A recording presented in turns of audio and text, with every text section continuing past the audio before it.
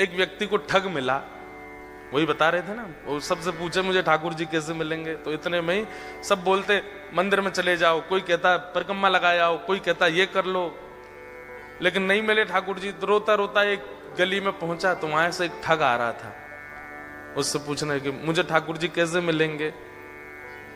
तो ठग ने देखा, बोले कि इसकी स्थिति बड़ी भावुक है, रो रहा है और ठाकुर जी से मिलने के लिए बड़ा व्याकुल है, लेकिन इसके हाथ में 2-3 सोने की अंगूठी हैं, गले में एक चैन भी पहनी है, उसके पास में बैग है, उसमें भी कुछ तो रुपए पड़े ही होंगे,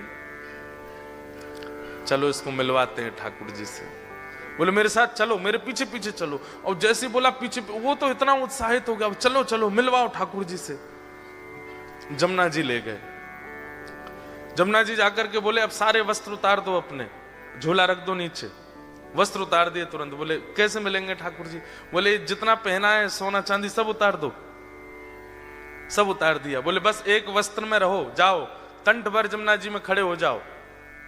तुरंत चला गया। अब उसको ठंडी कहां लगती है, उसको गर्मी। जिसको ठाकुर जी से मिलने की इच्छा हो, उसको फिर बाह्य व्यवहार, फिर जिसको प्रेम हो गया हो ना, उसको ना भूख लगती है, ना प्यास लगती है, ना नींद लगती है, ना ठंड लगती है, ना गर्मी लगती है, कुछ नहीं लगता।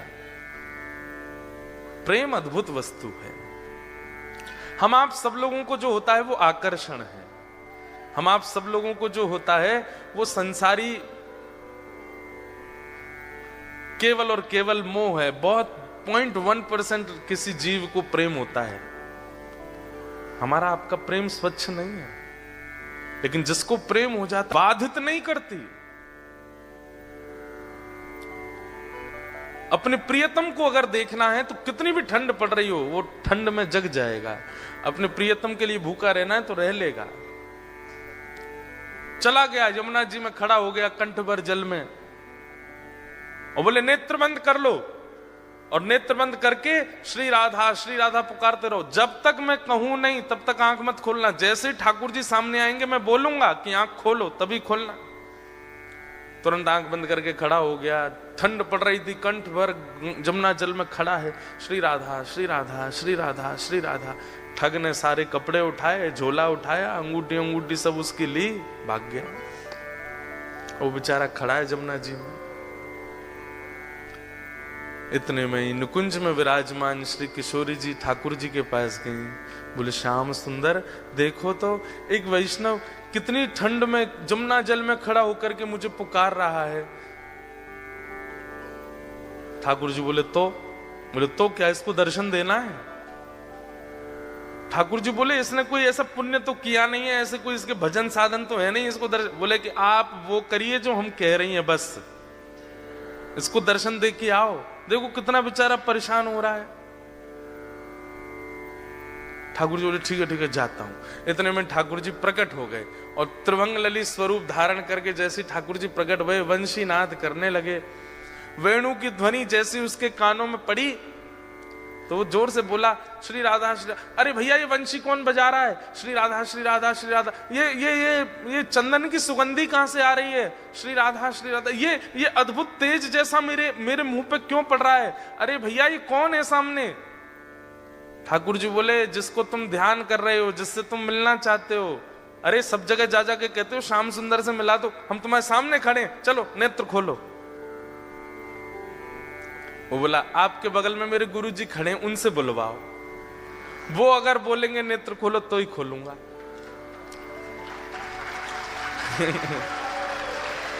ठाकुर जी आप आ गए, बहुत अच्छा किया आपने अपने वचन का निर्वहन किया, पर आपके बगल में मेरे गुरु जी खड़े हैं, वही मुझे लेकर के आए थे। उन्होंने ही कहा था जमुना जी में खड़े हो जाओ, राधा राधा जपो। गुरु जी कहां गए मेरे? बोले कि यहां कोई गुरु गुरु नहीं है। अरे मेरे गुरुजी वहीं होंगे, वही मुझे गली में मिले थे, वही मुझे लेकर के आए थे। ठाकुर जी बोले वो कोई गुरु गुरु नहीं है, ठग है, एक नंबर का ठग। तो वो जो खड़ा था जमुना जी में बोला सुनो, मुझे पता है आप ठाकुर जी नहीं हो।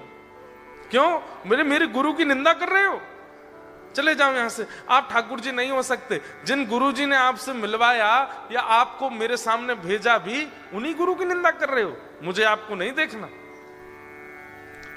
ठाकुर जी बोले बड़ा पागल है, हमको क्या जम जा सर्दी में। ठाकुर जी वापस आ गए। श्री जी बोली दे आए दर्शन। अरे श्री जी कैसे पागलों के पास भेज देती हो आप, मैं 20 मिनट से वहां खड़ा था, उसको बोल रहा था नेत्र खोल करके दर्शन कर ले, मेरे यूं कह रहा बगल में गुरु जी होंगे उनसे किब्बाओ। उसका गुरु वो ठग है, एक नंबर का चोरी करता है, ब्रजवासियों की चोरी करता है। उसको तो किसी दिन बताऊंगा मैं, उसको गुरु माने बैठा है। इनको इतनी बुद्धि नहीं किसको गुरु बनाना चाहिए, किसको मानना चाहिए, उसकी बात मान के बैठा है। श्री जी बोली या तो उसको दर्शन दे के आओ, नहीं तो हम नाराज हो जाएंगे। उसको दर्शन दो। बोले अरे वो गुरु की आज्ञा मानेगा। बोले तो गुरु को खोजो, पहले गुरु से बुलवाओ कि आंख खोल, दर्शन दे के आओ। ठाकुर जी बोले हे श्यामा जी आप कितनी भोली हो, कितनी सीधी हो, बताओ उस ठग ने जीवन में कुछ अच्छा नहीं किया, उसको मेरे दर्शन करवा दो। ठाकुर श्री जी बोली आप ये विचार क्यों करते हो कि किसी के पास योग्यता होगी तो ही दर्शन दोगे, अयोग्यों को दर्शन नहीं दे सकते। हमारे ब्रज में एक कथा बताते हैं कि जन्माष्टमी पहले आती है राधाष्टमी से। तो जन्माष्टमी पर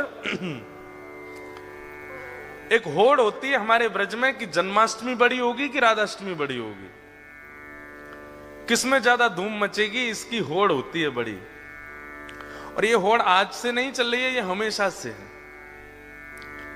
तो जब ठाकुर जी और श्री जी धराधाम पे लीला कर रहे थे तब की एक ऐसी लीला है कि सारे ग्वाल बाल जो हैं ये प्रतिस्पर्धा में तैयारियां करते हैं कि अरे ललिता आवेगी, विशाखा आवेगी, चंपकलता आवेगी, इंदुलेखा आवेगी, सबरी आकर के देखेंगी और जैसे ही लाला की वैभव को दर्शन करेंगी आंख खुली रह जाएंगी उनकी।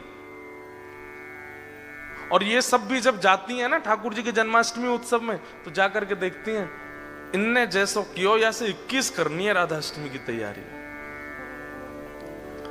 तो अब की बार मधुमंगल श्रीदामा तन सुखा मन सुखा धन सुखा बोले लाला अब की बार कछु ऐसो करें कि हमारो लाला दानवीर दिखाई दे, हमारे लाला खूब दानी है ऐसा अनुभव हो। तो ठाकुर जी बोले कहा करेंगे। बोले लाला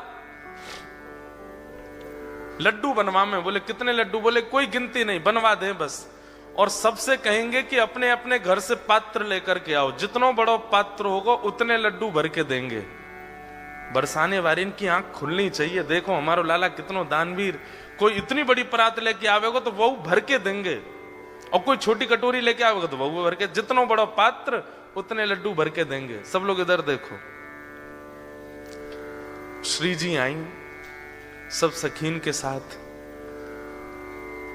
तो जैसे ही श्री जी पहुंची तो सब सखा सवरे सिर उठा के खड़े, देखिए हमारे लाला के कैसो दानवीर है हमारो लाला।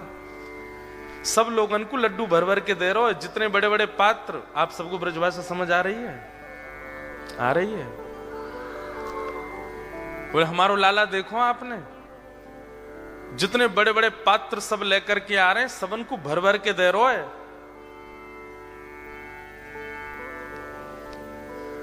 इतने में ललिता बोली और कोई छोटे पात्र लेके आ रहे हो तो? वो बोले भाई जितना बड़ा पात्र उतने ही लड्डू मिलेंगे, और तुम्हारी बस चले तो इतना बड़ा पात्र ले आओ, लाला भर के ही देखो। अब तुम पे है ही इतना सा तो फिर तो 4 लड्डू ही देखो।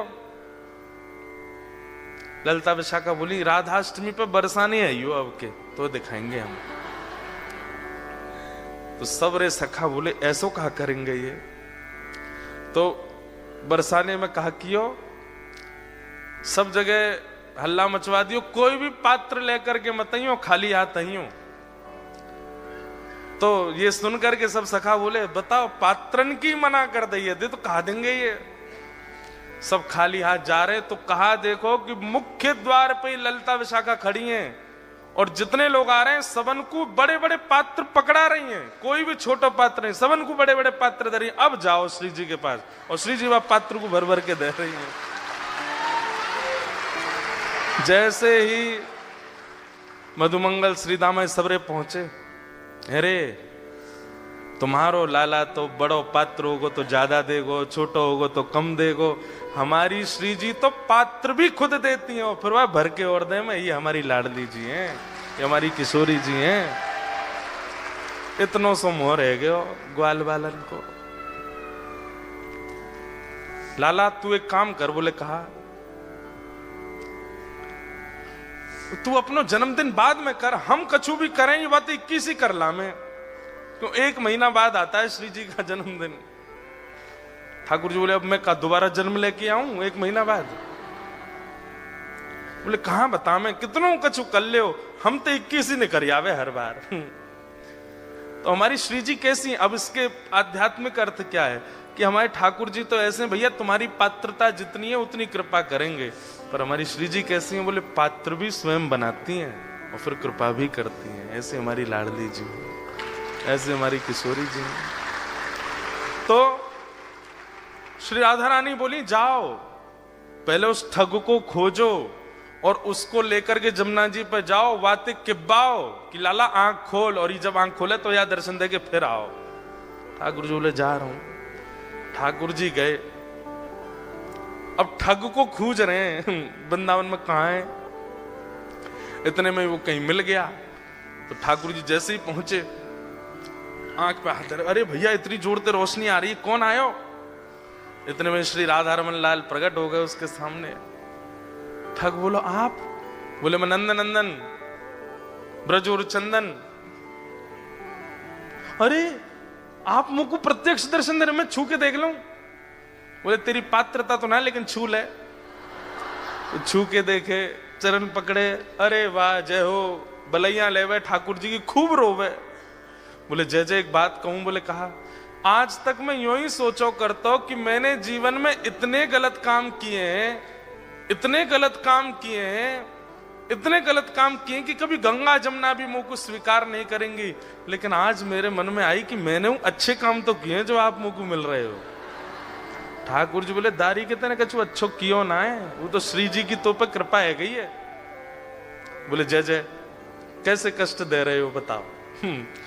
बोले चल मेरे संग, वो एक खड़ो करके आयो तू जमुना जी में, वो कंठ पर गंगा जल जमुना जी में खड़ो है मेरे दर्शन को, बातें जाके बोल कि आंख खोल के दर्शन कर, ये किब्बा भी आया हूं तो ते। अच्छा जय जय वहां जानो है क्या जमुना जी? बोले हाँ। बोले एक काम कर दो। बोले कहा, मेरी पत्नी सोरी बहू को दर्शन दे दो। ठाकुर जी बोले तू चल रहा हो कि नहीं चल रहा? बोले जय जय देख लो, बहू दर्शन नहीं दोगे तो मैं नहीं जाऊंगा। अब ठाकुर जी को लगे बाय दर्शन नहीं दिए तो श्री जी वहां उल्टो डांटेंगी, सब पूरे परिवार को झड़ा दर्शन करा दिए माने ठाकुर जी के, और अंत में सबरे अपनी बात मनवा के काम मनवा करके तब बोलो अब चलो। ठाकुर जी बोले जल्दी चल। बोले तू एक बार बाकी आंख खुलवा तो फिर मैं बताऊंगा। जैसे ही पहुंचे, ठिठर रहा है, मुख नीला पड़ गया ठंड के कारण, लेकिन आंख नहीं खोली उसने। ठाकुर जी बोले ए देख तेरे सामने फिरते आ गया मैं। बोले आप आ गए, लेकिन पहले मेरे गुरु जी से किब्बाओ कि आंख खोलो।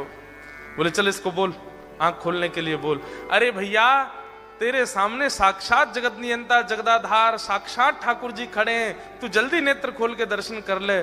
जैसे ही उसने नेत्र खोले, श्याम सुंदर खड़े हैं, मधुर वेणु बजा रहे हैं, त्रिभंग लली हैं, मोर मुकुट पहना है, सुबह से श्रृंगार करके डोल रहे ठाकुर जी मेरे दर्शन करे वो।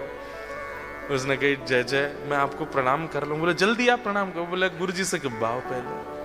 बोले इसको बोल मुझे प्रणाम करे। बोले आओ भैया प्रणाम करो। बाहर आकर के उसने प्रणाम किए, फिर गुरुदेव को प्रणाम।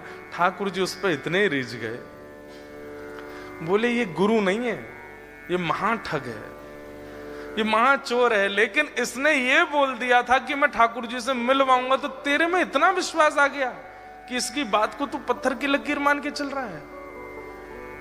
मैं तो बहुत प्रसन्न हूं। और ठाकुर जी ने उसको हृदय से लगाया तो दूर खड़ा ठग रो रहा था। बोले जय जय आप इसको इतना प्रेम क्यों करो? बोले है ही इतना प्रिय।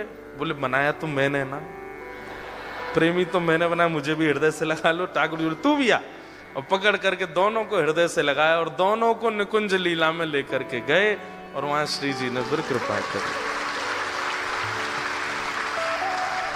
भगवत दर्शन भैया, सूरदास जी के इस पद को आप अन्यथा मत लिया कीजिए। सूरदास जी स्पष्ट कहते हैं इस कलिकाल में और कोई साधन ही नहीं है, साधन और नाहिया कली में जासो होत निवेरो भरोसो दृढ़ चरणन केरो। गुरु आज्ञा, भले ही दीक्षा नहीं भी हुई हो आपकी, जिसकी आप कथा सुनते हैं, जिसके आप वचन सुनते हैं, जिसकी आप वाणी सुनते हैं, उनको आप मन से गुरु मान लीजिए और बस उनकी कही गई बात को पालन कर लीजिए। अगर कभी आप कोई रील देख रहे हैं और अचानक से हमारे वृंदावन के पूज्य हमारे प्रेमानंद जी महाराज की आती हैं, कभी किसी महापुरुष की आती है, कभी किसी संत की आती है, आपके सामने वो रील आ गई या वीडियो आ गई और आप 2 मिनट सुनने लगे और उसमें उन्होंने सीधा पहला वर्ड ही यही कहा कि भाई सवेरे 5 बजे उठना चाहिए, बस उसको मान लीजिए। वही चाबी है। आप सत्य बता रहे हैं, इतने सामान्य सी बात भी आप एक आचार्य की मान लेते हैं ना, उसी से ही भगवत भाव प्रकट होने लग जाते हैं चित्त में। देखो इसके पीछे कॉन्सेप्ट क्या है कि अभी आप अपने स्वयं के स्वामी बने हुए हैं, इसलिए आपकी जिम्मेवारी आपके ही हाथ में है। गलत करोगे तो भी आपको भोगना पड़ेगा, अच्छा करोगे तो भी आपको ही मिलेगा, सब कुछ आप अपने स्वामी बने हुए हो। लेकिन जैसे ही आप किसी के आसरतु होते हैं, जैसे आप किसी का आश्रय ग्रहण करते हैं, उसकी बात को मानना प्रारंभ कर देते हैं और वो व्यक्ति वैष्णव है, ठाकुर जी का भक्त है, तो फिर ठाकुर जी को चिंता होती है कि अरे बताओ, ये इतनी दूर ऑस्ट्रेलिया में रहता है, इतनी व्यस्त क्रम में रहता है और फिर ये मेरे एक वैष्णव की बातें मान रहा है, अगर इसका कल्याण नहीं हुआ तो इस वैष्णव और मेरी इस पर कृपा और मेरा ये आश्रय है, इस पर अविश्वास हो जाएगा, इसलिए इसकी बातें पूरी करनी चाहिए। तो इसलिए आप जब किसी गुरुआश्रित हो जाते हैं तो ठाकुर जी को चिंता होती है कि भाई ये गुरु आज्ञा मानता है और अगर इसका कल्याण नहीं हुआ तो गुरु शिष्य परंपरा नष्ट हो जाएगी, इसलिए ठाकुर जी फिर कृपा करते हैं। तो चाहे सूरदास हो, चाहे कुंभनदास हो, चाहे रैदास हो, चाहे मीराबाई हो, सबको दर्शन गुरु कृपा से।